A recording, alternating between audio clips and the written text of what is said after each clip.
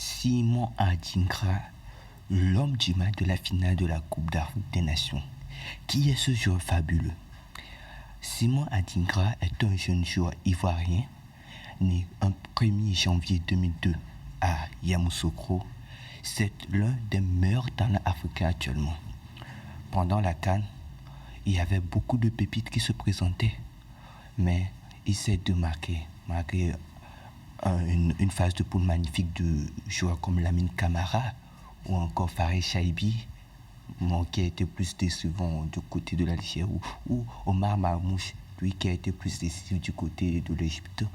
On allait se demander, mais où est passé la pépite tant convoitée des Ivoiriens qui était hélas blessé et qui a raté le début de saison des éléphants durant cette CAN. Simon Adingra a fait une CAN exceptionnelle. En quart de finale, il égalise et accorde la qualification pour les Ivoiriens lors du match face au Mali, alors qu'ils étaient menés 1-0, une qualification arrachée dans les derniers instants du match à la 90e minute. Lors de la finale, il délivre 2 passes décisives, mais son parcours a été semé d'embûches, puisque déjà à l'âge de 12 ans, il a été arnaqué. Arnaqué, c'est plus adapté au langage informatique, désolé. Mais il a été arnaqué par un Ivoirien qu'il a menti qu'il avait un centre de formation au Bénin, et lui avec ses 9 compagnons sont partis. Ils ont dépensé une somme de 300 euros. 300 euros. Je ne sais pas, pour la plupart qui sont à l'étranger, 300 euros en Afrique, c'est beaucoup. Alors qu'il vient d'une famille qui n'est pas dans une situation sociale assez élevée, sinon il n'aurait pas accepté une telle arnaque. Et arrivé au Bénin, il n'y a pas de centre de formation. Ils étaient livrés à eux-mêmes. Ils ont été obligés de faire des métiers comme la plonge, des petits boulots. Comment ils ont dû souffrir? Être étranger dans un autre pays, c'est pas facile du tout.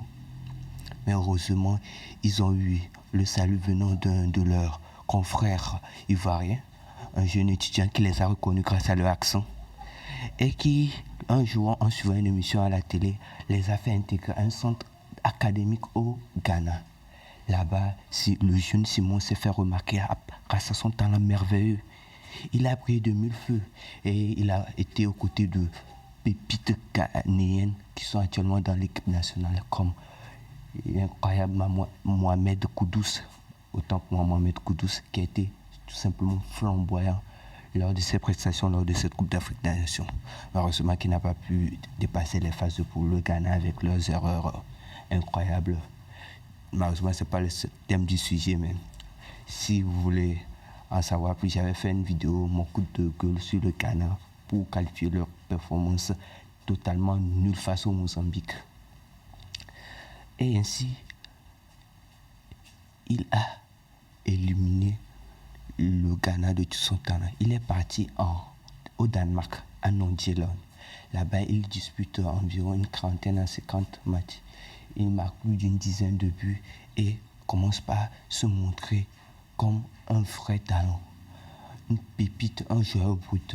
Il attire les recruteurs de Brighton qui n'hésitent pas à sortir le chéquier pour pouvoir le recruter.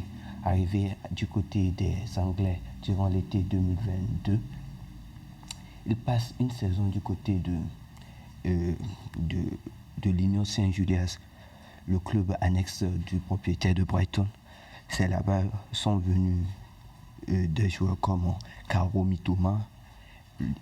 Sans compter l'Union Saint-Julias, c'est une équipe qui produit d'énormes talents. On peut parler de Teddy Thomas qui fait des très beaux matchs du côté de Reims en Ligue 1, ou encore le talent le plus remarquable, Victor Boniface, qui est en train de tout casser du côté de la Bundesliga avec le Bayer Leverkusen. Même s'il est blessé, son impact dans le jeu de l'équipe de Xavi Alonso est tout simplement indescriptible. Ainsi, l'Union Saint-Julias avec Brighton, leur partenariat et la production de joueurs, ils sont vraiment énormes. Notamment, on peut passer à Brighton qui a fait sortir de bons talents comme Ben White, Yves Bissouma, Moses Caicedo ou encore Alexis McAllister. Ainsi, Simon Adingra fait ses preuves en Belgique avec une douzaine de buts lors d'une 40aine de matchs, et ils font un joli parcours aussi en Ligue Europa. Je crois qu'ils éliminent le club de Fribourg, une équipe très dangereuse offensivement, une des meilleures équipes. Une équipe qu'il ne faut pas blaguer avec en Bundesliga. Des clubs comme Dortmund ou le Bayern ou encore même le RB Leipzig l'ont pris à leur dépens. Et ils se sont arrêtés malheureusement car face à une équipe de Bundesliga qui était bien plus armée. Il s'agit du Bayer Leverkusen de Xavi Alonso à l'époque. Ainsi, il revient du côté de Brighton.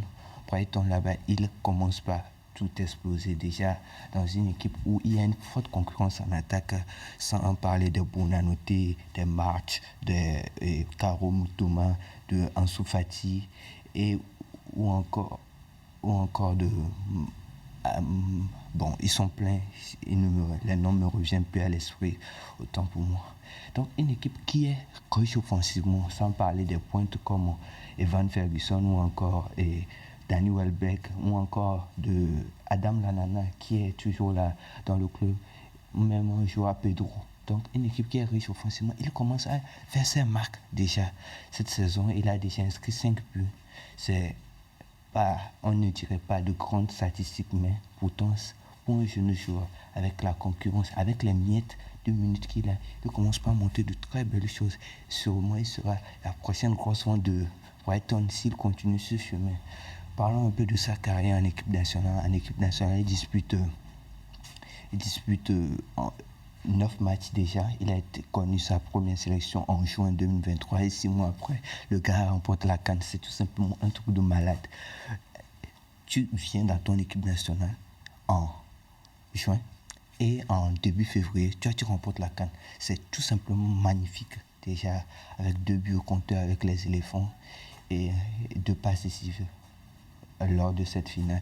Il est sur le chemin de son idole Didier Drogba et on espère une carrière aussi prometteuse que son idole. Sur ce, abonnez-vous et lâchez un pouce bleu pour avoir plus de vidéos.